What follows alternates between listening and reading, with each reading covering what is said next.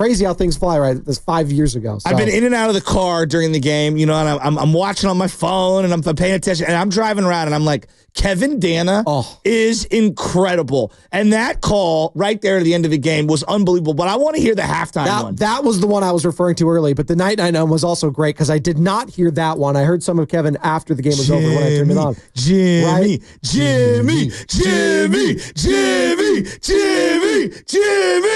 Gosh, you can hear it reverberating around the Bay Area. Stephen Curry, right before the half. This was, to me, this was basically night, and they were still down heading into the half. This is halftime. 8 seconds left, so the Warriors will go into the break down just single digits after being down 22. But can it be a two-possession game? A heat from 35. Oh, my, from Stephen Curry. Oh, he's going to run to the locker room. There's still 0.3 of a second left. It won't matter. 60-55. I thought he could have gotten about 5 feet closer to the basket. He had a chance to dribble, and, I mean, that thing went through the hoop. There was still time left on the clock. He could have gotten a lot closer. But he just flung that thing up, and he swished it. A rainbow tree play as the Warriors outscore the Nets 40-25 in the second quarter, and they only trail by 5 at halftime, 60-55. Do you know what? The voice of that guy right there, Kevin Dana, he's joining us right now, No Joe Shasky. way. The voice of the Golden State Warriors last night on our airwaves, Kevin Dana. You hear him a lot with the C-Dubs in the G League. Kevin Dana, baby. How you doing, man? Courtesy of the River Islands guest line. Thank you. Sorry about that. Go ahead. No. Thanks for having me on, guys. I'm just chilling my New York hotel room. We're about to take off, get back to the Bay. Looking forward to getting home. Hey, dog, you cannot be this calm after that game, after back-to-back New York's nights from Steph Curry. Just take me into, because I was hearing it on the broadcast in the second quarter when he hit bang, double threes, coming in, checking into that game into the second quarter. Kevin, you have watched this team for quite some time. You've been following this team for quite some time. You've been in a zillion arenas. I can't remember an away crowd cheering for a player like Steph Curry who's not on their team the way they did throughout the entirety of that game. That was unprecedented. Yeah, it really was, Joe. I mean, it felt like there were more Warriors fans than Nets fans. And really? They were louder for the Warriors than they were the Nets. And, I mean, I'm sure that is basically all Stephen Curry, as I saw a lot of 30 jerseys, though I was pointed out to a Mikal Petrus jersey last night. No way. Yeah. French Jordan?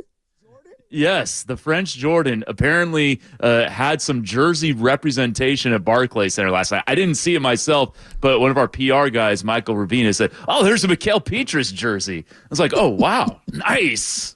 There we go. So, yeah, there were a lot of Warriors fans. I mean, he had like 3 or 4 MVP chants. Whenever he went to the line in the fourth quarter, the fans were chanting MVP. I even heard a Warriors chant. I heard that, point. Kevin. They were down by like 15 in the first quarter, and I was hearing a Warriors chant. I was like, what is going on here? Talk about, I'm not here to crush the Nets, but just a soulless building right now and a soulless franchise at that. The Brooklyn Nets, they're rocking a hard place right now when it comes to their fans, and obviously got the New York Knicks in town. But, man, it underscores just how much of a show Stephen Curry still is at this age. And the Golden State Warriors, dare I say, might be the best watch in basketball, which sounds insane, Kevin. Just given a month ago, we were talking about, can this team even be a 10 seed in the West? And now we're getting greedy and saying, can this team might be able to get the 4 seed, which sounds insane. Yeah, I mean, they're 3.5 back of the Memphis Grizzlies for 4, 3 back of the Rockets for 5. I mean, and the way the schedule shakes out, there's a real chance this team could get to 48 or 49 wins, which would very clearly have them in the top 6 safely and might be enough to get them into that 4-5 game, which I'm looking at it from a first-round perspective first. Obviously, the Oklahoma City Thunder are the team to beat in the Western Conference, but just get out of the first round first. You worry about the Thunder later. If you can get into that 4-5 matchup and maybe even snatch home court for a round, I think that would be great for this team because, as you mentioned, I mean, they're hooping 10-1 with Jimmy in the lineup. They're 35-28, 7 games above 500 for when it felt like for 2 or 3 months they couldn't get more than 2 games above 500 or 1 below 500. They were just kind of win-loss, and you had the big losing skid earlier things have really turned around since the Jimmy trade. Kevin Dana joining us here on the River Islands guest line. As all guests in 95.7 The Game appear on the River Islands guest line, is it time for you to discover the islands, River Islands, in Lathrop? And Kevin, I do want to ask this because obviously you're filling in for the great Tim Roy, and you're doing a hell of a job, and you have your own unique style. Have you now? How many NBA? I'm going to try to phrase this in the right way. When you're filling in, how many of the key places, LA, New York, you can go Barclays if you want, but Miami, have you now filled in and done every single arena in the NBA calling a Dubs game? No, I think I'm at 19 arenas right now. I will say this, at the risk of jinxing it, I am 17-6 as an NBA broadcaster, yes, 16-6 with Golden State, 1-0 with the Clippers. So I will say I do win games. Huge. Want to know with the Clippers? That's undefeated. Kevin, I'm driving in the truck yesterday, and you had some calls that were outstanding. But break me down right before halftime. You've watched Steph like I have, and you know I'm a huge KD fan. As in Kevin Dana, the real KD. The shot he took before halftime, it might be one of the craziest shots that I've ever seen Steph take in terms of how nonchalant it was, where it was, how much time was left on it. I know he's hit some remarkable shots. This sounds insane. Is that up there with one of the craziest shots he's ever hit? I'm dead serious. You're not lying. I mean, I wasn't expecting it. He put that up there with 3 seconds left. In the back of my mind, I'm thinking, what the hell is he doing? Exactly. Then he swished it. It was so nonchalant. He took it so early that it passed through the net with 0.3 of a second to go. And he put a lot of arc on that thing. He could have gotten right up to the 3-point line. I was caught off guard. I almost wasn't looking because I was just kind of scanning the court. I was like, all right, he's not going to shoot now. Wait, what? Boom. I mean, it was unreal. It has to be one of his more unreal shots because, the half-court heave or beyond half-court heave in Orlando, he had to shoot that. Yeah, we saw it coming. And he's hit a few of those. We all saw it coming. This one was wait, what? Totally insane. Kevin Dana joining us here on the River Islands guest line. It's Spadoni and Chasky. It's the Morning Roast. And Kevin, there's a player I want to ask you because you know these guys better than anyone else because you are the voice of the C-Dubs, the G League affiliate down in Santa Cruz. Quinton Post. This guy, 10 points yesterday, 7 boards, 3 offensive. He got a couple blocks, couple of assists, doing everything, scoring in the paint. He has improved so much in these last couple months just being with the big club. Did you see this coming at all from one Quinton Post, the 7-footer, a guy that adds size and stretches the floor now, and he's using that size? Steve Kerr said it the other couple months ago. He's not a fake 7-footer, and I think we're now seeing that more and more as he's getting more and more aggressive, both offensively and defensively. Did you see this down in Santa Cruz, and are you surprised at all that it's looked this easy for him? So I will say I did see the production in Santa Cruz, and I knew he was going to be a good player. I really liked him.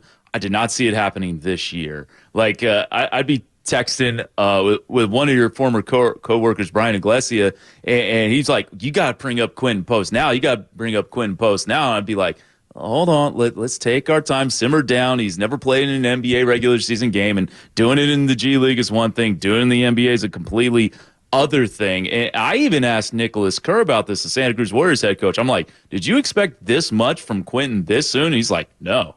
He said that on the record too. So, it took us, I think, all by surprise. We saw what he was doing. I will say his last 5 or 6 games in the G League, once the calendar turned to the regular season at the end of December and early January, he was starting to put it on teams. And that's when he really started to show his low post game, which I know he didn't hit his back to the basket buckets against the Knicks. He hit one against the Nets, but he does have a back-to-the-basket game. I think that is going to come around a little more as time goes on. The shooting wasn't there at the start of the season, but you could tell that the shot looked good. It was just either short or strong. It was straight on basically every time. Now he's found that NBA three-point line, and he is cooking. I mean, he's getting close to 100 attempts on the season, and he's shooting like 43% from three. So this is no small sample size anymore. I think he's got the second best shot on the team. Like just the pure stroke. Sounds crazy. And how effortless it is, and fundamentally, and yesterday he ran off the 3-point line, or he ran to the corner, they threw it to him, he pump faked, and then he had the smaller guy on him, and he scores at the rim, and I'm like, yes, that's the evolution of the game, because he's kind of, he's struggled around the rim. We're bearing the lead. Obviously, Steph is always going to be a headliner. That was the Jimmy Butler signature masterclass IQ game for me. Second quarter, non-Curry minutes. He was so methodical. Draymond finds the matchup, throws him like the little lob pass with D'Angelo guarding him at the block. He goes up, gets fouled. And instead of playing a frenetic brand of basketball down 22, the Warriors were digging in on both ends, defensively and offensively, and being methodical. And I thought instead of playing outside in terms of bombs away, they went inside out. And Jimmy was at his best, getting to the free throw line, kicking it out. I mean, great defense on a double team in the fourth quarter. I thought this was the signature Jimmy Butler game, and I think that this guy is an absolute, it's a Grand Slam acquisition, Kevin. It is a Grand Slam acquisition. You're absolutely right. I mean, he also had the team's only 3 steals in that game. You were talking a little bit about his defense there, Shasky. And I mean, you see it. He's a 2-foot player. He comes down multiple times. That lob was thrown to him. He just come down with it instead of try to finish and then power back up. And it would kind of take defenses off guard, because you're just used to seeing guys just they take the lob and they might as well finish it there while they're up by the rim. But yeah, 10 of 10 from the foul line. I was reading some stat. Now, I don't know how true this stat is because I haven't looked at it, so I almost hesitate in saying it. But apparently Jimmy Butler's taken the 5th most free throws on the Warriors this year. He's played in 11 games. Are you kidding me? Yeah, I was reading this on Hoops Hype, which is a pretty reliable source. And of course, they cull the internet for other sources, but they do a pretty good job of culling sources. And yeah, he got to the line, I think, 9 times against the Knicks. He's basically there 8+ times a game, more or less every game. And yeah, he is a huge reason, obviously, why the Warriors have belief that they can make a deep run this year. I believe it. What? That's the sentence. That is the sentence. But you say that right now, and I'm looking at it right now. Just the free throw attempts per game. Yeah, Jimmy Butler's averaging 7.7 right now with the Warriors. Jonathan Kuminga, 5.3. Wiggins, obviously, when he was here, is 4. And then Steph was Curry's 4. Curry's at 3 or 4 for his career. For his career. Averages a game. But having Jimmy Butler there, that big, 6'7", 220, 230. Just look at the size of the guy when he's at the line. He's just so chiseled, and he just fights through contact every single time. And it was so refreshing to see that aggressive nature, because the Nets, let's just call it what it is. The Nets stink. Yeah, but they were fighting. Yes, they were fighting. Literally and physically. Yes. Zaire Williams, I don't know what that was, trying to fight the guy with the broken nose, and Gary Payton. I don't know what happened there. It was getting... Were you surprised at that real quick, Kevin? Like the chippiness early on in that game, where was that stemming from? I was like very odd. Baffled. Yes, very odd first half energy and all that. But again, Jimmy Butler putting the team on his back, getting to the free throw line and putting the team in another position in foul trouble. I just wait until Jonathan Kuminga comes back. And again, hopefully, what Steve Kerr had said before the game kind of concerned me a little bit, just how hard it's been for Jonathan to, feel good about that ankle when practicing. I guess he did some scrimmaging yesterday, so we'll see with JK. But you said it right there. You think this team could go on a deep run? And what does a deep run to you look like potentially in the Western Conference, Kevin? Well, I think there's a chance they could go on a deep run. For me, let's see if they can get to the second round. Okay. And then from there, all right, you take your chances, see if you can, make it a 2-2 series going into a game 5 and just kind of try to make it 50-50 from there. Oklahoma City still has to be the runaway favorite. I don't care that they haven't been past the second round.